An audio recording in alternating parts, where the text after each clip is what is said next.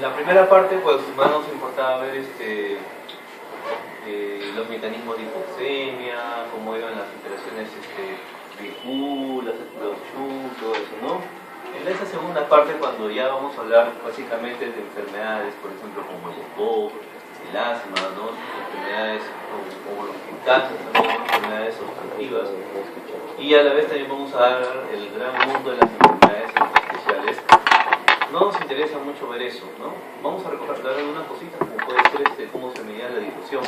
Pero acá lo que más nos va a importar va a ser los patrones ventilatorios que podemos hacer mediante esas pruebas, como es la espirometría o la fibrografía.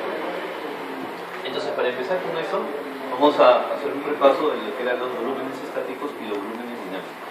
¿Ya? Entonces, aquí tenemos nuestra gráfica. Ustedes la veían en su libro, se acuerdan del like donde está una gráfica. Entonces, vamos a empezar a repasar. Tenemos volúmenes y tenemos capacidades. ¿Ya? La suma de los volúmenes nos van a dar las diversas capacidades. Entonces vamos a comenzar por lo normal, ¿no?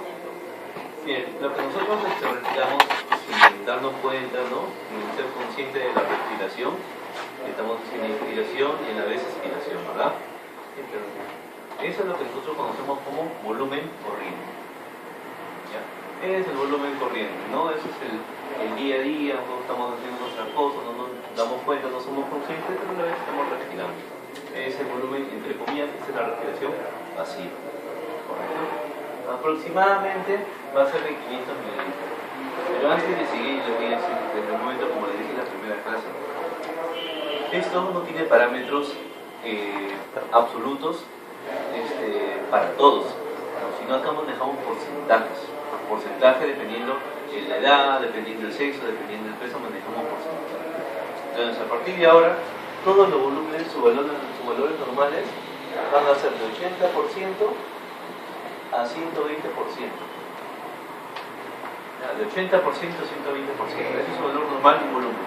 Si yo le menciono que el volumen está menos de 80%, el volumen está disminuido. Y si yo les hablo mayor a 120, estamos hablando de un volumen aumentado. Tiene una excepción a la regla, que ya la vamos a ver más adelante, ¿ya? Pero casi todos los volúmenes se manejan de 80 a 120%. ¿Correcto? Entonces ya les acabo de hablar sobre la respiración pasiva, que vendría a corresponder al volumen corriente, ¿verdad? Ahora, es lo que normalmente hacemos, pero si nosotros queremos hacer, por ejemplo, una expiración, una gran expiración, vamos a ver. Lo que acabo de hacer, voy a jalar un poco más de volumen, y eso es mi volumen de reserva inspiratoria. ¿Ya? Mi volumen de reserva inspiratoria. Ahora, si yo esa gran inspiración luego me sigue de una gran expiración, eso se lo conozco como volumen de reserva expiratoria. Es decir, ese volumen de reserva que yo tengo adicional cuando yo necesito utilizar más expiración o y a la vez también mayor expiración. Ahora, nosotros sabemos que el árbol traqueobronquial al final tiene unas pequeñas bolsitas, ¿verdad? Que vienen a ser los alvéolos. Ahora, si los alvéolos, que son una especie de bolsitas, hacemos que se quede prácticamente sin aire, un globo, prácticamente se colapsaría. Por lo tanto, el alvéolo se queda con un pequeño porcentaje de volumen. ¿Cómo se llama ese volumen? Ese volumen se llama volumen residual. O sea, ese volumen se llama volumen residual.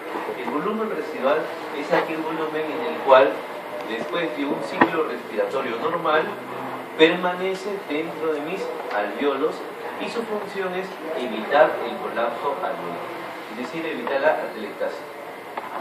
¿Correcto? Entonces ya hemos repasado los volúmenes, teníamos el volumen corriente, el volumen de reserva inspiratoria, la reserva expiratoria y el volumen residual.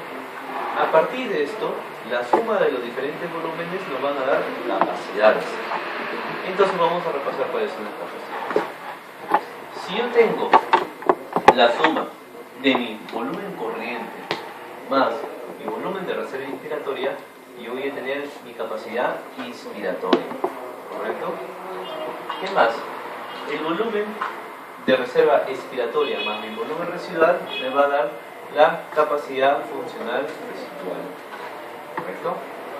Si yo doy la suma de todos los volúmenes, incluidos el volumen residual, estoy hablando de la capacidad pulmonar total, es decir, la capacidad que tiene mi pulmón para los diversos volúmenes.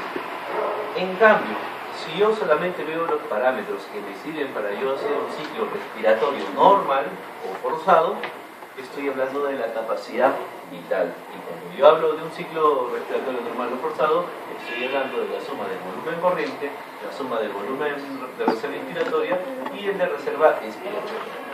Con la suma tenemos estos parámetros.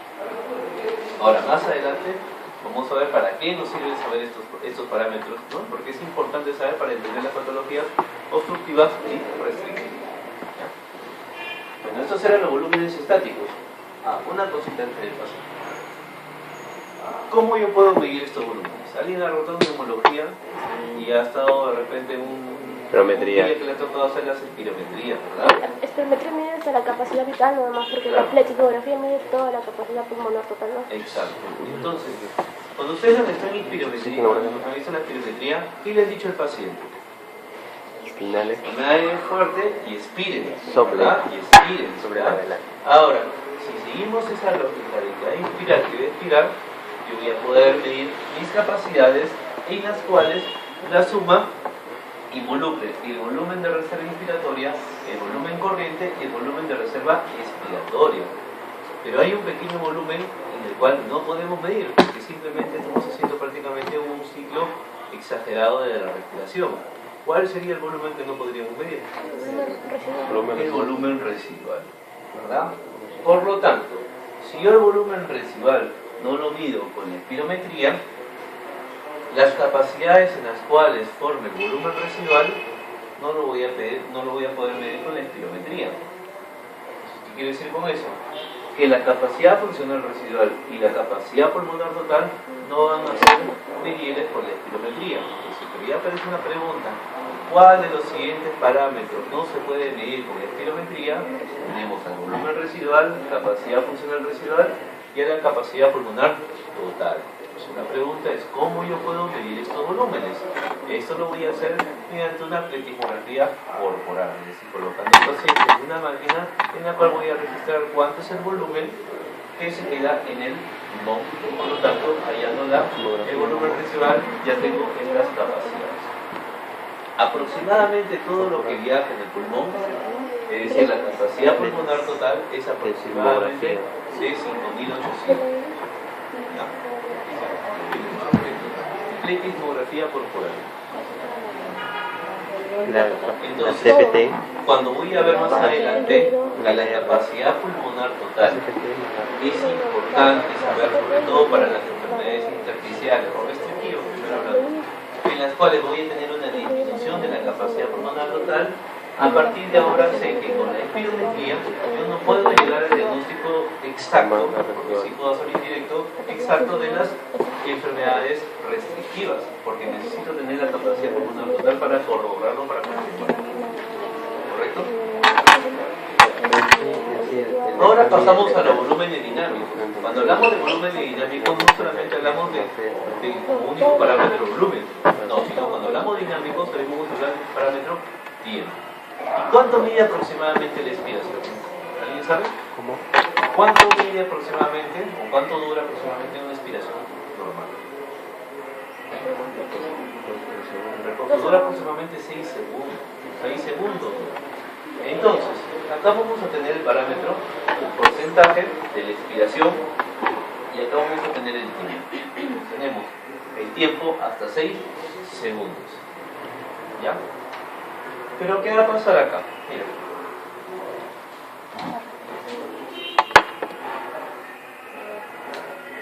Este es un bronquiolo. ¿Ya? Si yo tuviese en el lumen del bronquiolo, tengo un cuerpo acá. Tengo un cuerpo, imagínense un tumor, que sea moco, acá. ¿Ustedes qué creen que afectaría? ¿La inspiración o la expiración? La expiración. empezar. Miren, si este paciente que tiene una pequeña obstrucción a este nivel, una masa a este nivel, ¿qué es lo que va a pasar? Va a pasar lo siguiente, miren. Yo le digo a ese paciente, inspira. El paciente va a inspirar. ¿Y qué es lo que va a ocurrir? En la inspiración va a ocurrir esto, miren. Como el árbol, la bronquial tiene una capacidad que de distensibilidad. En este caso el bronquio se va a extender, ¿correcto? Entonces el aire pasa. Pero cuando venga la expiración, ¿qué es lo que va a ocurrir? Va a volver nuevamente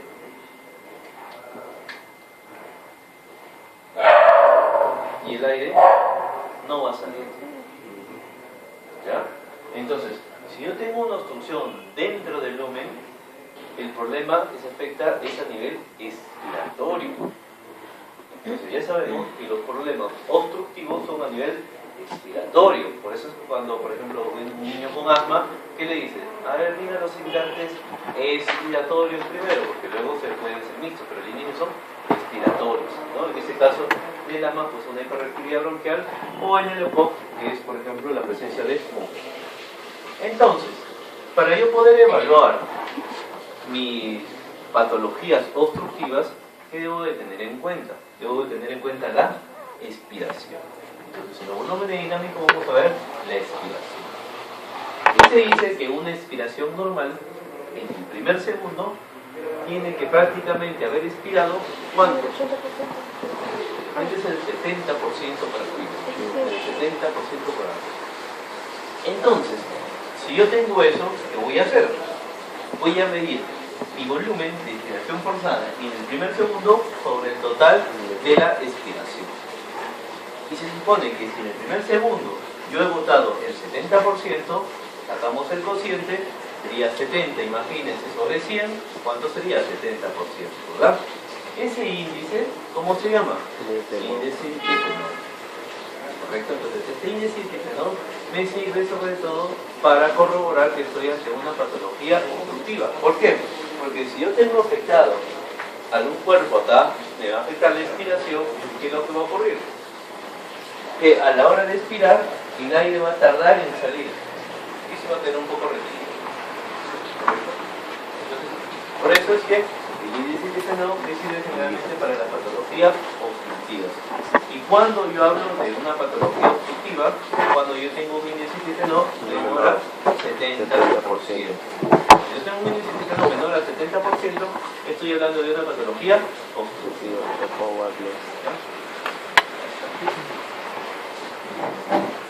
Ahora, después que hemos visto esto, hay un parámetro que también quiero que sepan, ¿ya?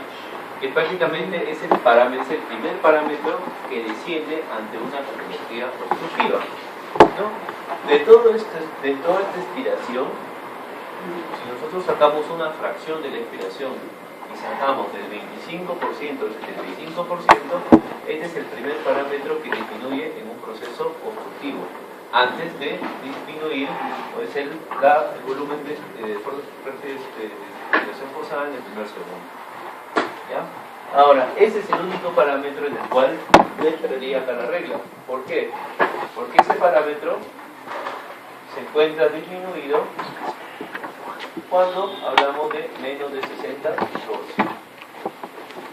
¿Ya? Ahora sí, ¿ya? Teniendo en cuenta eso, vamos a pasar a ver las diversas enfermedades pulmonares, tanto obstructivas como restrictivas. Entonces, miren, seguimos con el ojo para ver las obstructivas, ¿ya? Si yo tengo un problema obstructivo, voy a tener una alteración de la respiración, ¿verdad? Entonces, ¿qué va a ocurrir? Primero, si yo tengo un problema al botar el aire, dije que había un volumen al final del ciclo expiratorio en el cual se quedaba para evitar el colapso del alveolo. Entonces, imagínense que pasa el alveolo. ¿Qué es lo que va a pasar acá? Se va a quedar bastante oxígeno, ¿verdad? Por lo tanto, ¿qué aumentaría?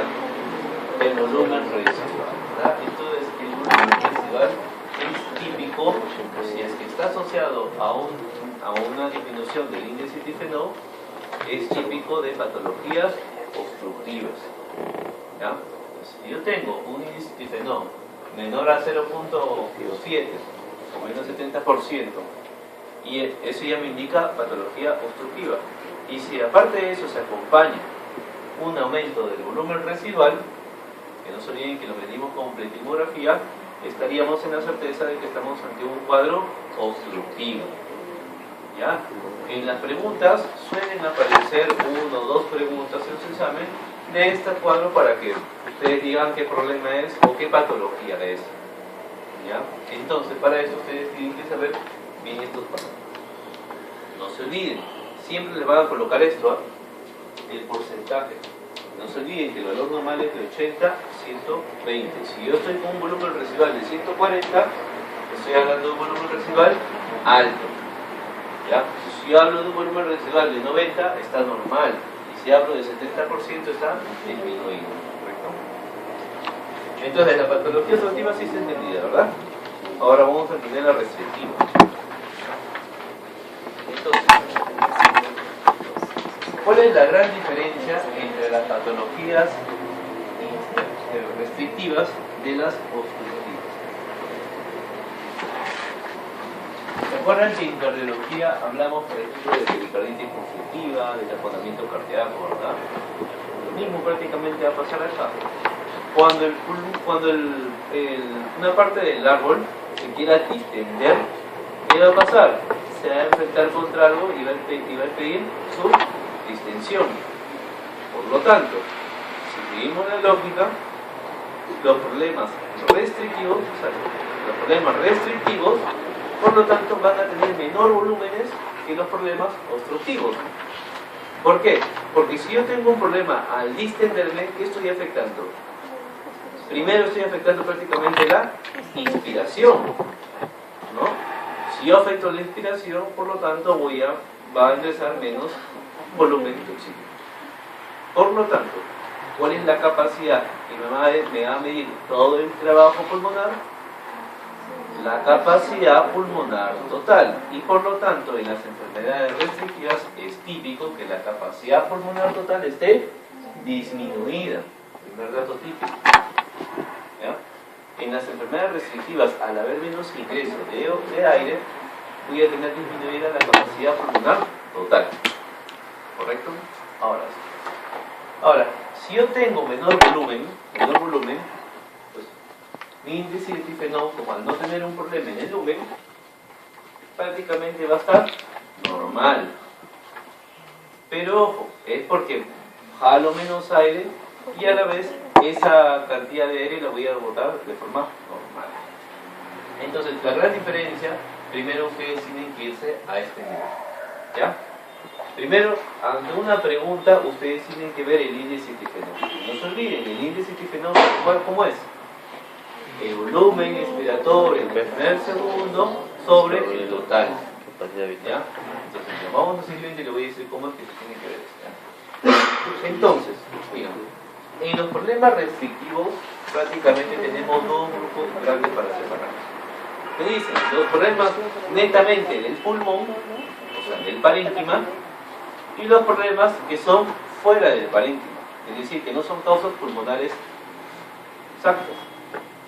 Entonces, primero las parenquimatosas.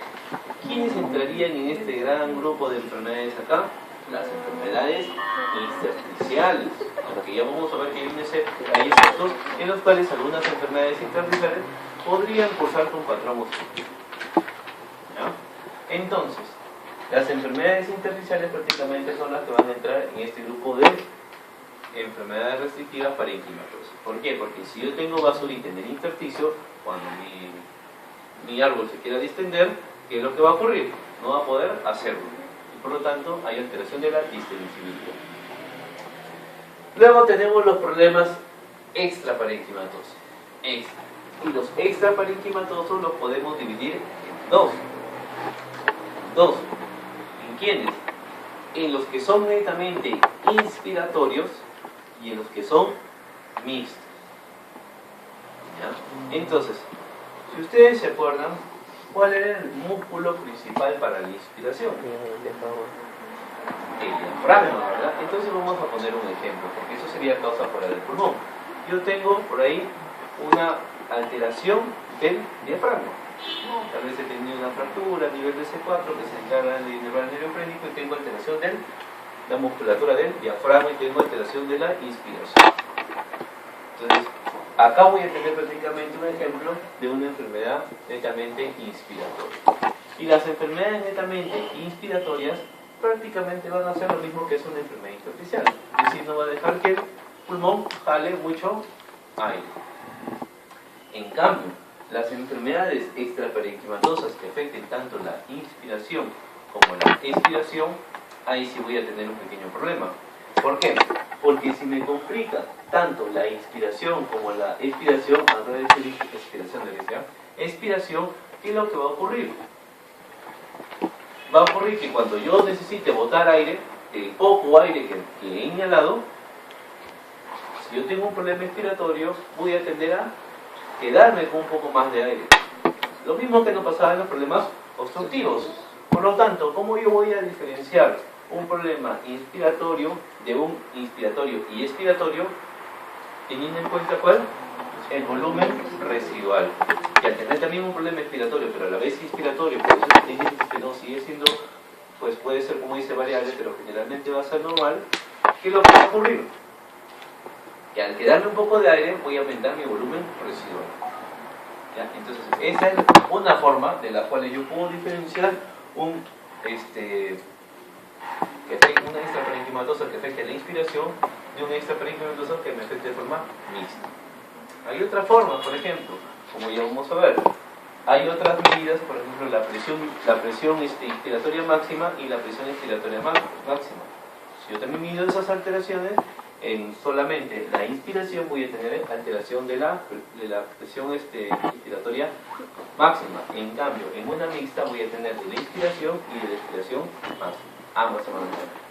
¿Ya? Entonces, ¿cómo yo debería afrontar esto? ¿Cómo debería afrontar esto? Miren, primero, ¿qué es lo que debo de ver?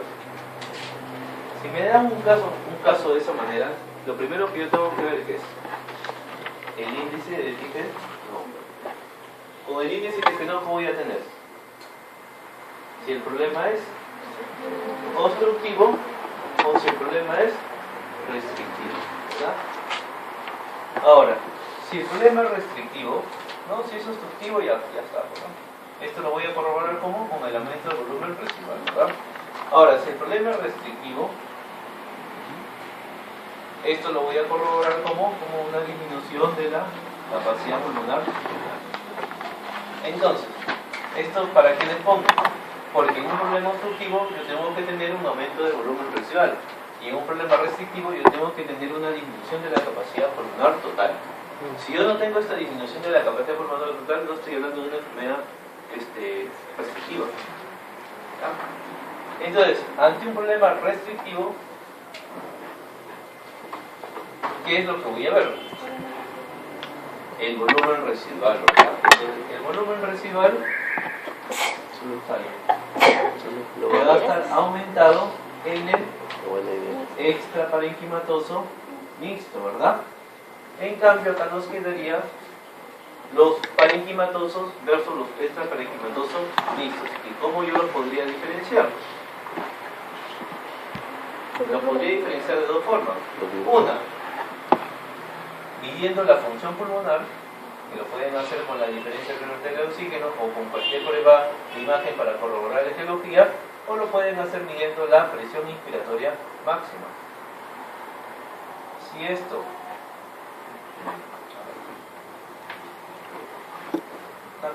si esto se hubiese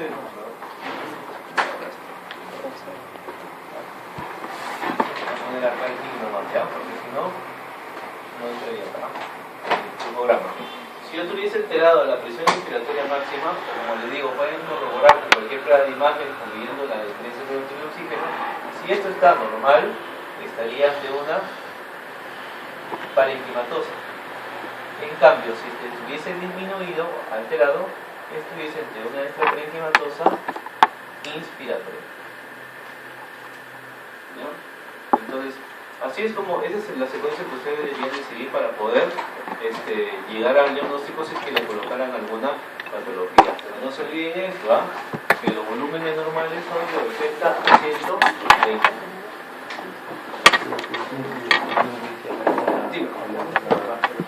Sí, mira. Ya. Si yo digo mi índice de fenómeno y me sale que es en este caso, acá está disminuido, acá está normal, estoy probable ante un problema restrictivo. Ahora, para corroborarlo, tengo que tener una disminución de la capacidad pulmonar total. Ahora, una vez que yo tenga esto, ¿qué es lo segundo que voy a medir? El volumen residual, porque si el volumen residual acá me sale aumentado, estaría ante una extraparenquimatosa mixta, es decir, inspiratoria y expiratoria. En cambio, si la presión, si yo tengo el volumen residual, en este caso, ¿no?, normal o disminuido, ¿qué es lo que voy a hacer? Voy a medir la presión inspiratoria máxima. La presión inspiratoria máxima me va a decir cuánto yo tengo de presión durante la inspiración, pero el valor máximo. Si esto está disminuido, es decir, menos de 80, ¿qué es lo que va a ocurrir? Estaría ante un problema extraparenquimatoso de predominio inspiratorio. En cambio, si esto me sale normal, pues yo lo puedo, probablemente esté ante una parenquimatosa y tengo que hacer diversas pruebas para ver exactamente cuál es la patología que me está causando, que probablemente sean las enfermedades intersticiales. Son las principales que vamos a hacer, ocasionar restricción parenquimatosa. Entonces, esto ha quedado bien, ¿verdad? Sí, ¿no? ¿Tienen alguna duda con esto? No, ¿verdad? Y ahora sí. Una vez que hemos visto eso, pues nos pueden preguntar simplemente hasta acá, hasta que digamos qué es, o nos pueden dar que nos digan cuál es la etiología. Entonces ahí, ¿no? Vamos a separarlas por grupos. Primero vamos a diferenciar las obstructivas de las restrictivas parenquimatosas, ¿verdad? Entonces, ¿qué era lo peculiar en el obstructivo? Que teníamos el índice de disminuido. Y eso lo corroboramos como un aumento del volumen residual. En cambio, las restrictivas, parenquimatosas en este caso, vamos a tener una disminución de la capacidad pulmonar total. Eso es lo típico de las enfermedades restrictivas. Ya, es lo típico. Y el índice de va a estar normal o aumentado. Por esta vez. Entonces, ¿cuáles son las principales patologías en las cuales nos da un problema obstructivo y nos da un problema restrictivo? En un problema obstructivo tenemos al EPOC, tenemos al asma, tenemos a la bronquiolitis, bronquiectasia, la fibrosis quística. Es decir, estas patologías prácticamente me van a dar algo obstructivo dentro del lumen. Si hablamos de EPOC, en tal caso hablamos del bronquítico crónico, nos va a dar pues aumento de la mucosidad en el lumen y eso haría obstrucción. Si hablamos del asma, hablamos de una hiperreactividad a nivel bronquial. Si hablamos de la bronquiolitis, prácticamente es lo mismo, solo que en los bronquiolos. Si hablamos de bronquiectasias, prácticamente hablamos lo mismo, y la fibrosis quística, pues haría lo mismo que yo. Entonces hablamos acá de enfermedades netamente obstructivas. Pero también hay otras enfermedades, sobre todo las intersticiales, que van a cursar de manera obstructiva. Pueden cursar de manera obstructiva, de manera restrictiva, de manera mixta. ¿Qué va a pasar aquí? Hay que saber de todas maneras cuáles son las principales enfermedades intersticiales que cursarían con patrón obstructivo. Ahora, para distinguirlas de estas, ya vamos a ver que, bueno, cuando vimos la primera parte, hablamos de cómo valoramos la ventilación, ¿verdad? Valoramos con la presión de CO2, les dije también cómo valoramos la difusión. ¿Y cómo valoramos la difusión? Con la difusión libre de CO2, porque el CO2 es más difundible que el oxígeno. Por lo tanto, yo le dije, si la DLCO está disminuida, es decir, menos de 80, estoy ante un problema de la difusión. ¿Y cuáles son las principales patologías que estaban a este nivel? Eran las enfermedades intersticiales. Entonces, si yo tengo una enfermedad intersticial, voy a apreciar una disminución de la DLCO. Entonces, estas patologías que son intersticiales y que forman y que cursan con patrón obstructivo también, voy a tener la característica, para diferenciarla de las de arriba, que la DLCO va a estar disminuida. ¿Ya? ¿Cuáles son esas? Ya la vamos a ver más adelante. Se me hizo la diapositiva y un cuadro resumen de todas esas para que simplemente se queden con lo principal. Hablamos de la linfangioreyomatosis, hablamos del histiocytosis X, o de la célula de Langerhans, hablamos de la neumonía por hipersensibilidad y de la sarcoidosis, pero sobre todo en su forma endobronquial. No la sarcoidosis en general, sino solamente en su forma endobronquial. Ahora, en las restrictivas parenquimatosas, debidas solamente al pulmón, acá tenemos prácticamente a todas las enfermedades intersticiales. Y de las enfermedades intersticiales, ¿cuáles tenemos en la cabeza? Tenemos a la fibrosis pulmonar, idiopática, idiopática. Y las enfermedades, el resto de intersticiales. Y acá sí entraría la sarcoidosis en una forma general, porque vamos a ver que la sarcoidosis es una enfermedad prácticamente multisistémica, como hablamos, por ejemplo, de lupus. ¿Ya? Y entrarían acá también todas las enfermedades ocupacionales, como son las pneumoconitis. La otra diferencia sería entre las netamente inspiratorias y las mixtas, inspiratorias y expiratorias. ¿Ya? Ahí está la explicación por qué en una el volumen residual está normal o disminuido y en la otra el volumen residual va a estar aumentado. ¿Ya? Ahí tiene escrito la explicación. Y no se olviden, si nos enfrentamos ante estas dos, hay dos maneras de diferenciarlo. Primero, midiendo el volumen residual y la otra es midiendo las presiones, tanto en inspiración máxima como en expiración máxima, ¿verdad? En inspiración máxima acá va a estar disminuida y en la mixta va a estar tanto la inspiración máxima como la expiración máxima. ¿Ya? ¿Cuáles son aquellas enfermedades? Las podemos catalogar de dos maneras. Las que afectan a nivel neuromuscular y las que afectan a la caja torácica. ¿Ya? Entonces, dentro de las inspiratorias, las enfermedades neuromusculares van a ser aquellas en las cuales no den problemas con la inervación del diafragma. Entonces, acá tenemos la parálisis diafragmática. Y hay algo típico que ustedes pueden acordar y que le pueden colocar en un caso clínico, es que la capacidad vital y funcional, es decir, todo lo que es respiración, va a empeorar al decúbito. En cambio, en las inspiratorias y expiratorias, si hablamos de enfermedades neuromusculares, prácticamente acá entrarían casi todas, sobre todo las que involucran la placa motora, ¿no? Como son la miastenia gravis, hipolamber, botulismo, entrarían acá también el síndrome de Guillain-Barré, ¿no? Acá entrarían prácticamente también todas las distrofias musculares, síndrome de Steiner, etc. En cambio, cuando hablamos de alteraciones de la caja torácica, la gran mayoría prácticamente va a ser inspiratoria. Por ejemplo, imagínense si yo tengo acá un bronquio y por acá yo tengo un tumor del mediastino.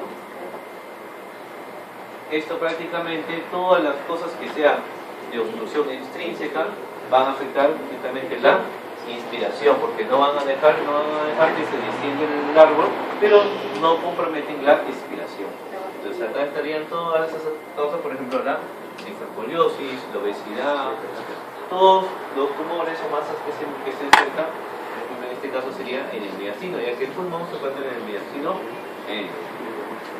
En cambio, las que afectan inspiración y expiración de la alteración de la caja torácica, acá voy a tener a la espondilitis anquilosante, que ya la van a ver en el próximo ciclo, que en el criterio diagnóstico estará la alteración de la expansión torácica.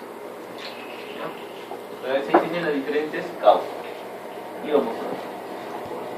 ¿Cuál de los siguientes volúmenes pulmonares no puede medirse mediante la espirometría? La de... ¿Cuál? La de... ¿Verdad? No voy a poder medir ni la capacidad pulmonar total ni la capacidad residual funcional, porque en ambas un parámetro que suma sería el volumen residual, ¿no? El volumen residual es el volumen que se queda entre los células para evitar el colapso alveolar. En cambio, el volumen de aire corriente es el volumen pasivo, ¿no? Se puede medir con el volumen con la espirometría. Para poder medir esto, ¿qué voy a pedir? Una pletismografía corporal. ¿Cuál de las siguientes alteraciones espirométricas no indica una patología bronquial obstructiva? ¿Cuál de estas 5 no estaría dentro de una patología obstructiva? ¿Qué dicen? A ver. La disminución de la capacidad pulmonar total. ¿Qué dicen? ¿Cómo estaría la capacidad pulmonar total en una patología obstructiva? Está aumentado por el volumen. Estaría normal aumentado, ¿verdad? ¿Por qué? Porque la disminución de esta capacidad prácticamente de todo el pulmón es característico de quiénes? De las enfermedades restrictivas, ¿verdad? De la restrictiva. Entonces, esa sería la respuesta. A ver, aumento del volumen residual pulmonar. Correcto, hay, ¿verdad? Porque como hay un problema de inspiración, yo me quedo con volumen a nivel del alveolo. C. Disminución de la relación del FEP1 sobre todo el total de la inspiración. Correcto, ese es el índice que no, porque los patrones obstructivos van a estar disminuidos. Disminución de la capacidad vital. También hay una disminución de la capacidad vital. Y la depresión de la expiración forzada en el 25 a 75%, yo dije que también estaba disminuido, que es el primer parámetro, el parámetro más sensible para las alteraciones obstructivas. Y no se olviden que este parámetro sale de la regla del 80-120 porque es menos del 60%. Ya es el único parámetro que no tiene esta regla del 80 a 120%.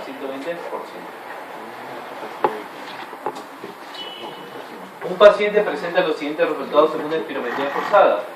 Capacidad vital forzada del 92%. ¿Cómo está esa capacidad? Obstructivo. No, en la capacidad vital forzada, ¿cómo estaría? 92%. Eso es mal del valor de referencia. Tengo el volumen de expiración forzado en el primer segundo de 64%. ¿Cómo estaría ese parámetro? Disminuido, ¿verdad? Y nos dan el índice TFNO, que es de 69%. ¿Eso cómo estaría? Disminuido, ¿verdad? Entonces, ante esto, ¿qué presenta el individuo? Un problema obstructivo, ¿verdad? Un problema obstructivo. Otra, a ver, vamos a ver ahora las etiologías. Vamos a ver. Acude a consulta un paciente refiriendo disnea y le realiza usted una espirometría forzada que muestra los siguientes valores. La capacidad vital forzada es del 86%, o sea, no se guíen del patrón absoluto que te dan ahí, no, sino se tienen que dar los porcentajes, porque varía de una persona a otra, ¿ya? 86%, ¿cómo está? Está bien. Normal. Nos dan la FEP1 del 51%, que está disminuido, ¿verdad? Y ahora nos dan el índice TFNO, que saldría de 0.42. Ese estaría disminuido. De las siguientes enfermedades, ¿cuál usted puede descartar? Fibrosis pulmonar idiopática. Claro, ¿verdad? La fibrosis pulmonar idiopática, porque esa enfermedad intersticial estaría pues con un índice TFNO normal o aumentado. Vamos a ver, tenemos ahí patologías netamente obstructivas. Claro que sí, tenemos a la fibrosis quística netamente obstructiva y tenemos al EPOC también netamente obstructivo. Y ahí tenemos también a dos enfermedades intersticiales que podrían cursar de un patrón obstructivo, la insuficiencia X y la sarcoidosis con afectación endocrina. Y la que no causaría este problema sería una fibrosis pulmonar idiopática. Con los siguientes datos exploratorios funcionales, exploración funcional respiratoria, ¿qué enfermedad de la siguiente podría usted diagnosticar con mayor probabilidad? Tengo una disminución de la capacidad pulmonar total, un aumento del volumen residual, una capacidad vital funcional disminuida y una disminución de la FEP1. Y el índice TFNO me sale prácticamente un poco aumentado, ¿verdad? ¿Cómo? ¿Ante qué patología estaría? Primero quiero que me digan qué problema es. Restrictiva. Ya estamos ante... Quiero que sigan ese esquema, ¿ya? Primero vamos a ver. ¿Cómo está el índice TFNO? Aumentado. Claro, Restrictiva. ¿verdad? Entonces estaría, porque supuesto normal o aumentado. Entonces estaríamos a... Restrictiva. Problema restrictivo, ¿verdad? ¿Nos dan la capacidad pulmonar total? ¿Y cómo está la capacidad pulmonar total? Disminuido, ¿verdad? Entonces corroboramos que sea una enfermedad restrictiva. Era lo siguiente que deberíamos de ver. El volumen residual. ¿Y cómo estaría el volumen residual? Aumentado. Entonces, ¿ante qué está? Ante una enfermedad restrictiva extraparenquimatosa, tanto en la inspiración como la expiración, ¿verdad? Entonces, si ustedes han llegado hasta ahí, perfecto, pero ahora te dan las etiologías. ¿Cuál de estas etiologías te produce ese cuadro?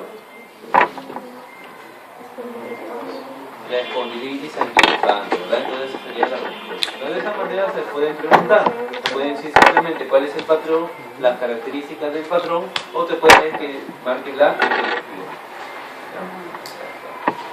Entonces pasamos a otra patrón. Oh.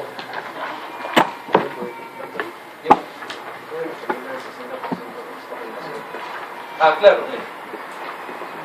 En la gran mayoría de volúmenes, no se fijen en el parámetro absoluto, sino fíjense en los porcentajes. Ya, porque de una persona a otra persona varía, porque hay factores en los cuales varía. Entonces, te van a dar los porcentajes. El valor normal va a ser de un 80% a 120. Para acá aumentado y para acá disminuido. El único parámetro en el cual no entraría sería este. Prácticamente voy a medir a nivel de la respiración forzada, voy a medir el volumen del 25 al 75% y esta fracción, este parámetro va a estar disminuido. Ahora, este único parámetro va a estar disminuido cuando yo tenga menos de 60%, es decir, es el único parámetro que no entra a esta regla. El resto entraría entre 80 a 120%. ¿Ya? Es poco.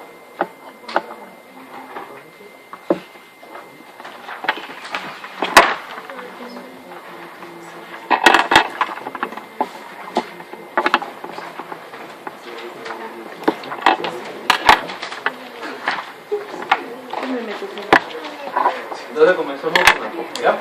Enfermedad pulmonar obstructiva. Ahora vamos a empezar definiéndolo prácticamente y tiene definición. Limitación del flujo aéreo no totalmente reversible, se le coloca no totalmente reversible, ¿para qué? Para diferenciarlo del asma, ¿verdad? Causada por una reacción inflamatoria normal, que generalmente pues está causada por las partículas del tabaco, ¿verdad?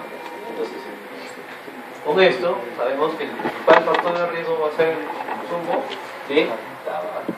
Entonces, ¿cómo yo puedo valorar el riesgo de los pacientes? Lo puedo valorar con el IPA, ¿verdad? Que es el índice de paquetes años. ¿Y cómo yo valoro esta fórmula? De la siguiente manera. Número de cigarrillos diarios por años fumados. ¿Cuántos cigarrillos tú consumes diarios por los años que tú has fumado? Sobre 20. Entonces, ¿cuándo yo estaría ante un factor de riesgo para resolver si tengo el POC? Estaría con IPA mayor a 20, es decir, tengo que fumar 20 cigarrillos diarios por 20 años para tener un factor de riesgo para el POC. ¿Con qué les quiero decir con esto? Que un paciente con EPOC no lo voy a encontrar de 15 años, de 20 años, no lo voy a encontrar un poquito añoso, ¿verdad? De 50 prácticamente para arriba. Pero que hay otras enfermedades, como ya vamos a ver, por ejemplo, congénitas, en las cuales nos predispone también que tengamos el POC. Y en este caso, las enfermedades congénitas sí las vamos a tener en pacientes jóvenes, ¿no? Por ejemplo, ya vamos a ver el déficit de ácido nucleico. Ahora, si el IPA es mayor a 40, voy a tener un factor de riesgo para cáncer de pulmón. ¿Ya? Mayor a 20 para riesgo de POC. Y mayor a 40 para riesgo de cáncer de pulmón. Ahora sí, a nivel genético yo puedo tener una enfermedad muy importante que a veces se suelen preguntar, que es el déficit de alfa-1 antitrypsina, ¿no? ¿Cuál es la acción de la alfa-1 antitrypsina a nivel de este universo? ¿Quién produce el alfa-1 antitrypsina? ¿Quién lo produce? ¿Hola? Lo produce el hígado, lo produce, ¿ya? Lo produce en el hígado. Ahora, ¿cuál es la función del alfa-1 antitrypsina? Está regulado por el cromosoma 14. Es prácticamente regular la acción de la elastasa de los cromosomos. ¿Ya? Entonces, si yo prácticamente le quito el vigilante a la elastasa, ¿qué va a hacer la elastasa? Prácticamente va a hacer una reacción enzimática que prácticamente va a alisar todo lo que encuentre de colágeno. Y por lo tanto, a nivel de los tabiques, a nivel alveolar, no va a dar prácticamente una destructuración a este nivel, y eso se llama, ¿cómo se llama eso? Enfisema, correcto, ¿verdad? Entonces, este cuadro del déficit de alfa-1 antitrypsina voy a cursar un cuadro de enfisema. Y ahora, como es un cuadro genético, típicamente lo voy a cursar en forma de precoz, ¿verdad? Pacientes menos de 40, menos de 35 años, ¿no? Y como ya vamos a ver más adelante, como este déficit de alfa-multitripsina va a ser por igual para todos, este tipo de enfisema va a ser pan-acinar, es decir, va a afectar a todo el acino, ¿no? El acino de la unidad morfológica estructural. Hay genotipos, ¿no? Como el PI-WS, ¿no? El SZ, pero el más grave de todos esos es el genotipo PI-WC. ¿Ya? Ahora, como esto prácticamente es un déficit de algo que no vas a tener, la única forma para curar a este paciente sería mediante un trasplante. Entonces ya vimos los factores de riesgo, las etiologías, ahora vamos a ver los tipos. Y los tipos tenemos que diferenciarlo de dos, ¿verdad? El bronquítico crónico que lo tienen a su mano izquierda y el enfisematoso que lo tienen a su mano derecha, ¿no? Dos personas totalmente diferentes, ¿verdad? Entonces, ¿en qué consiste la bronquitis crónica? La bronquitis crónica prácticamente va a ser un diagnóstico clínico, ¿verdad? Un diagnóstico clínico. ¿Cómo podemos definir a la bronquitis crónica? Como una tos más expectoración de al menos 3 veces al año durante 2 años consecutivos. Esa es la definición del bronquítico crónico, ¿verdad? ¿Y cómo sería el diagnóstico del enfisema? Prácticamente el diagnóstico del enfisema va a ser anatomopatológico. ¿Por qué? Porque yo tengo que ver